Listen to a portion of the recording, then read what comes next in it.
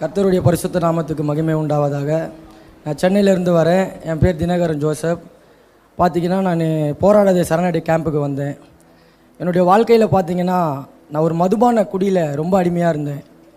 என்னுடைய வாழ்க்கையில் பார்த்திங்கன்னா நான் ரட்சிக்கப்பட்ட குடும்பத்தை சேர்ந்தவன் தான். இருந்தாலும் ஆண்டவர் யார் என்பது எனக்கு தெரியும். ஆனால் அவர் அன்பை பற்றி எனக்கு தெரியாது. சின்ன பிள்ளையில் அம்மாவோடு கூட சண்டே கிளாஸ் போவேன், சர்ச்சுக்கு போவேன். ஒரு குறிப்பிட்ட வயது வந்த உடனே ஆண்டவரை தேடுறதை விட்டுட்டு கிரிக்கெட் விளையாட போயிட்டேன்.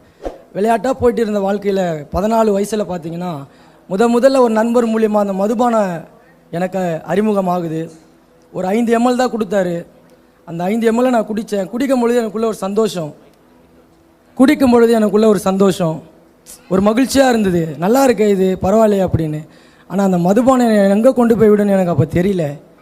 என்ன ஆயிடுச்சு அப்படின்னா, நான் வீட்டுக்கு தெரியாமல் மறைமுகமாக குடிக்க ஆரம்பித்தேன். ஒரு கட்டத்தில் வீட்டுக்கு தெரிய ஆரம்பிச்சிச்சு. குடிச்சிட்டு ஒரு நாள் எங்கள் அப்பா போட்டு அடித்து மண்டியை உடைச்சிட்டேன். மண்டியை ஒரு பெத்த தகப்பனை அடிக்கும் பொழுது அவர் மனம் எவ்வளோ பாடுபடணும் எனக்கு அப்போ தெரியல. சரி, நான் அப்போது அடித்தேன். ஒரு வாட்டி 2 வாட்டி இல்லை, நிறைய வாட்டி எங்கள் அப்பா போட்டு அடிச்சிருக்கேன். ஆனால் இது வரைக்கும் நான் அவர்கிட்ட மன்னிப்புலாம் கேட்டதில்லை.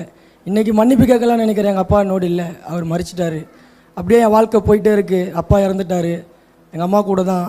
அப்போ வேலை இல்லை, அம்மாவை நான் தான் பார்த்துக்கணும். என் கூட ஒரு சகோதரன் ஒருத்தர் இருக்கார். எங்கள் அம்மா கூட பார்த்தீங்கன்னா பிறந்தவங்க மொத்தம் 9 பேர், பெரிய ஃபேமிலி. ஸோ எனக்கு அந்த குடி என்னால் விட முடியல. அடிமையாக இன்னும் நான் உள்ளே தான் போகிறேனே தவிர வெளியே வர முடியல. நான் பார்த்தீங்கன்னா பெயிண்ட் வேலை தான் செய்கிறேன். எனக்கு வார சம்பளம் தான். எங்கள் வீட்டாண்ட பார்த்தீங்கன்னா 2 ஒயின் ஷாப் இருக்கும். எப்படி போனாலும் அந்த ஒயின் ஷாப்பை தாண்டி தான் வீட்டுக்கு போகணும். நான் இந்த சம்பளத்தை எப்படியாவது முழுமையாக கொண்டு போய் வீட்டில் கொடுக்கணும்னு நினைப்பேன். ஆனால் அது கிட்ட போன உடனே ஒரு காந்தகம் இழுக்கிற மாதிரி என்னை இழுக்கும். அப்படி நான் போய் ஒரு 1000 ரூபாவாச்சு நான் வாங்கின வருமானத்தை அங்கே கொடுத்துட்டு போனால் தான் நான் வீட்டுக்கு போக முடியும். இத்தனை வருஷத்தில் இது வரைக்கும் நான் கொடுக்காமல் போனதே கிடையாது. என் வாழ்க்கை அப்படியே போகுது, கேள்விக்குறியாக இருக்குது. எங்கள் அம்மா கூட பிறந்தவங்களாம் திட்டுறாங்க, என்ன பிள்ளையை நீ பெற்றிருக்க, இவனை பெற்றதுக்கு நீ இவனை சாவடிச்சிட்டு இருக்கலாம் அப்படின்னு. ஏன்னா எங்கள் அம்மா பார்த்தீங்கன்னா ஆண்டவர்கிட்ட வைராக்கியமாக இருக்கிறவங்க, அநேகருக்காக ஜெபிப்பாங்க. எங்கள் அம்மா அநேகருக்கு ஜெபிக்கும் போது இவங்க கிண்டல் பண்ணுவாங்க. எங்கள் அம்மாவோட சொந்தக்காரங்க, வீட்டில் இருக்கிறவனை சரிப்படுத்த முடியல, ஒரு ஊராக போய் ஜெபிக்கிறாங்க அப்படின்னு. எங்கள் அம்மா ரொம்ப மனவேதனை. என்னால் என் தாயார் கூனி கூறிக்கு நின்னும் அநேக இடம். அப்படியே வாழ்க்கை போகுது.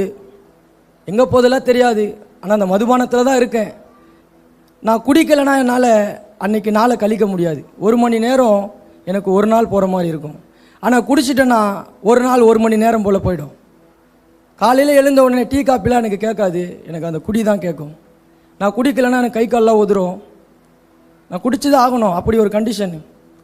நான் எங்கே போனாலும், எந்த ஃபங்க்ஷன் போனாலும் சரி, எங்கள் அம்மா நான் போகலன்னா சந்தோஷப்படுவாங்க. ஏன்னா போனேன்னா அவங்களுக்கு அவ்வளோ வேதனை. குடிச்சிட்டு உன் பிள்ளையால் தான் வந்தது, இவனால தான் வந்தது. ஒரு கட்டத்தில் எங்கள் அம்மா எனக்கோசம் ஆண்டவர்கிட்ட வேண்டிட்டு தான் இருக்காங்க, ஊழியமும் செஞ்சுட்டு தான் இருக்காங்க. ஒரு கட்டத்தில் உலகத்தில் அநேகர் சொல்லுவாங்க நம்மளை அதிகமாக நேசிப்பது தாய் தான். ஆனால் அந்த தாயே என்ன சொன்னாங்க, நீ செத்துட்டா நல்லா இருக்கண்டா, உன்னால் ஆண்டவர் நாம தூசிக்கப்பட்டது அப்படின்னு. நான் வேணும்னு பண்ணலை, வெளியில் வரணும்னு நினைக்கிறேன். எனக்கு சரியான வழி தெரியல. அப்படியே போகும்போது உடம்பு ரொம்ப பலவீனமாகி மருத்துவமனைக்கு போயிட்டேன். டாக்டர் சொன்னார், உன் கையை நீட்டுப்பானார். கையை நீட்டினா கை நிற்கல, உதிருது பயங்கரமாக. உனக்கு திருமணம் ஆகிடுச்சா கேட்டார். இல்லை டாக்டர், ஆகலை. தயவு செஞ்சு சொல்கிற, திருமணம் பண்ணிக்காத. நீ திருமணம் பண்ணினா அந்த பிள்ளையோட வாழ்க்கை வேஸ்ட்டாக போயிடும். ஏன்னா நீ திருமணம் பண்ணால் உனக்கு அந்த குழந்தை பேருக்கிற அந்த இதுவும் இருக்காது. உன்னை நான் கையெடுத்து கும்பிட்றேன். டாக்டர் என்னை கையெடுத்து கும்பிட்டார்.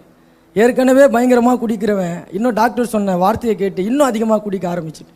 ஆனால் எங்கள் அம்மா ஒரு பக்கம் ஆறுதல் சொல்கிறாங்க, கவலைப்படாதரா, உனக்குன்னு ஆண்டவர் ஏதாவது ஒரு பொண்ணை வச்சுருப்பார். சரி, அம்மா ஆறுதல் சொல்கிறாங்கன்னு சொல்லிட்டு அப்போவும் நான் குடியை நிறுத்தலை. அப்படியே வாழ்க்கை போகும்பொழுது பார்த்தீங்கன்னா நாங்கள் இருக்கிற பகுதியிலே ஒரு பொண்ணை நான் பார்க்குறேன். அந்த பொண்ணை நான் விரும்புகிறேன், லவ் பண்ணுறேன். ஆனால் பார்த்தீங்கன்னா அவங்க அடுத்த ஆண்டவர் அறியாதவங்க. அவங்க இந்து மதத்தை சேர்ந்தவங்க. நானே லவ் பண்ணிட்டேன். ஆனால் நான் அந்த பொண்ணை லவ் பண்ணுற வரைக்கும் நான் குடிக்கிறது அந்த பொண்ணுக்கே தெரியாது. அந்த அளவுக்கு மெயின்டைன் பண்ணுவேன். வர டைமுக்கு என்ன பண்ணுவேன், எவ்வளோ போதையாக இருந்தாலும் வீட்டுக்குள்ளே போய் பார்த்துப்பேன். அவங்க எல்லா டைமும் ரோட்டில் தான் பார்த்துன்னு இருப்பேன். ஆனால் கடைசி வரைக்கும் அவங்களுக்கு தெரியாது நான் ஒரு குடிகாரன் தெரியாது. நான் அந்த அளவுக்கு மெயின்டைன் பண்ணேன். ஒரு கட்டத்தில் என்னுடைய பேச்சை நம்பி தாய் தகப்பனெல்லாம் தூக்கி போட்டு வந்துட்டாங்க. அவங்க பிஎஸ்சி கம்ப்யூட்டர் சயின்ஸ் படிச்சிருக்காங்க. நான் 10th மேலே போவே இல்லை. எனக்கு வேலையும் கிடையாது, வேலையும் விட்டுட்டேன்.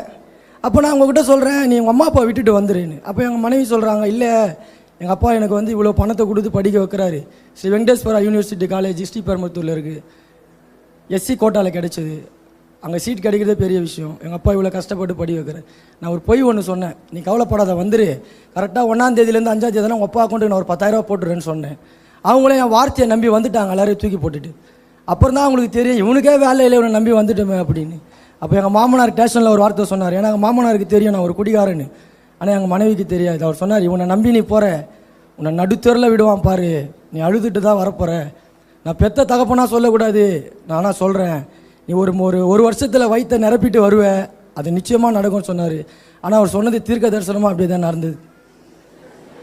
நானும் என்ன பண்ணேன், ஒரு 3 மாதமாக அப்படியே கொஞ்சம் அண்டர்ஸ்டாண்டாக போகுது வாழ்க்கை. அதுக்கு மேலே என்னால் குடிக்க இருக்க முடியல.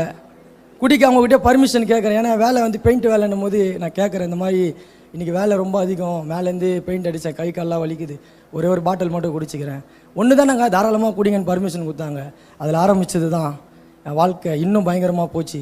என் மனைவியை வந்து வீட்டில் அம்மா அப்பா தூக்கி போட்டு வந்துட்டாங்க. வந்து நான் குடிக்க ஆரம்பித்து திரும்பவும் அதிகமாக அடிமையாகும் போது அடிக்கடிக்கு எங்கன்னா போய்ட்டுருவாங்க. ஆனால் அவங்க ஒரு வைராக்கியமாக வந்தாங்க. எங்கள் சொந்த பந்த மத்தியில் நான் இவரை திருத்தி நான் வாழ்ந்துருவேன் அப்படின்ட்டு என் கூட இருந்தாங்க, நான் குடிக்க ஆரம்பித்ததுக்கு அப்புறமும். ஆனால் அவங்க பிரயோஜனம் இல்லை, முடியல. ஸோ வாழ்க்கை அப்படியே போகுது.